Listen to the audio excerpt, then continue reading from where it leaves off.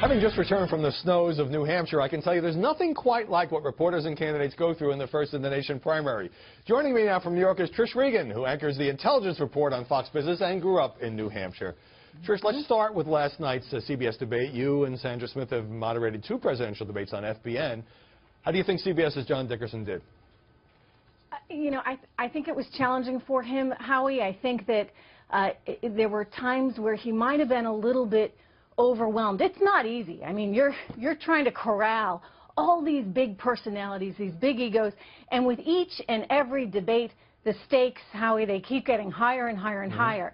So I think what we saw was a little bit of him trying to struggle to keep the things moving on. I mean, you got to keep moving to the next subject. It's part of your duty, effectively, to your viewer to not let them duke it out too long. I mean, yeah, a little bit of that is good, right? It's some good theater. Right. But you want to make sure you keep moving the conversation forward. Right. Well, that's the question. By the way, I thought Dickerson asked very good questions with a lot of good research and details to pin the candidates down. But I've heard some people say, oh, he kind of lost control. But if Ted Cruz and Donald Trump are going at it over who lied about this or that, or Donald Trump and Jeb Bush are going at it, why not let that go on for a while? Because the audience gets to see these guys go toe-to-toe and how they handle the incoming.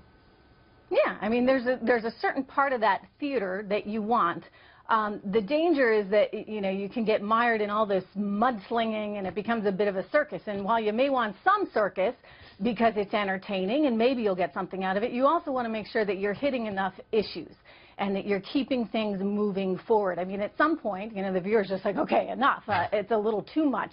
You know, and look, we deal with this all the time in cable news. You may have a series of guests that come on and they start fighting, and you got to know when to say enough is enough. All right, I'm saying enough. We're going to move on. And there's no audience here to cheer and boo as there was at the South Carolina debate. So yeah, I heard a lot of that. Having grown up in New Hampshire, what is it about the state, its culture, and that primary where it's just paradise for reporters this time of year? Yeah, you know, one of the best things about New Hampshire is that it's just so small. Right? So you have an opportunity as a candidate, Howie, to get out and literally shake everyone's hand. You can make your way back and forth across the state. And this is what these candidates did. Kasich did this incredibly well, and that's why he got that second place showing. I mean, right. And what I love about it as a reporter is you can get your rental car and you can drive between Nashua and Manchester and Concord, and you get everything in 30 minutes, and you can see these candidates up close.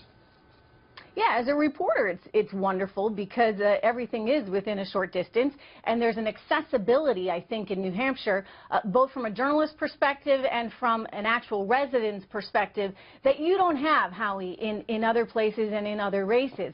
And so that's part of what makes New Hampshire special. Also, as a journalist, going out and talking to the people, I mean, this is one of the things that I enjoy so much because they take that responsibility of vetting these candidates very, very seriously. So they've spent a lot of time looking at all the candidates and all the issues, and they'll tell you, because they're very frank New Englanders, exactly how they feel. They're really well informed. I've got about half a minute. The whole rationale for a small and somewhat unrepresentative state having the first primary after the Iowa caucuses is because of this sort of emphasis on retail campaigning. But Donald Trump didn't do the thing with a lot of town halls. He had big rallies. He had a television campaign. So did that undercut at all, you think, the role that New Hampshire plays? You know, I think to a certain extent it did. It's amazing how he was able to just fly in my little hometown. He had 5,000 people show up in Hampton, New Hampshire at Winnicott High School to hear him speak. That's a lot. 5,000 anywhere in New Hampshire is a lot of people. And he was able to hold these big rallies, get in, get out. It is a different style, but, you know, this is a very different year, as you well know. And he's a different kind of candidate. And regardless of not being there and having the coffee down the street at Mrs. Smith's house, he still galvanized all of these voters there in New Hampshire. Different year, different candidate, and in New Hampshire, at least, a different outcome, one in favor of Trump. Trish Regan, great to see you. Thanks for stopping by this Sunday. Good to see you, Howie.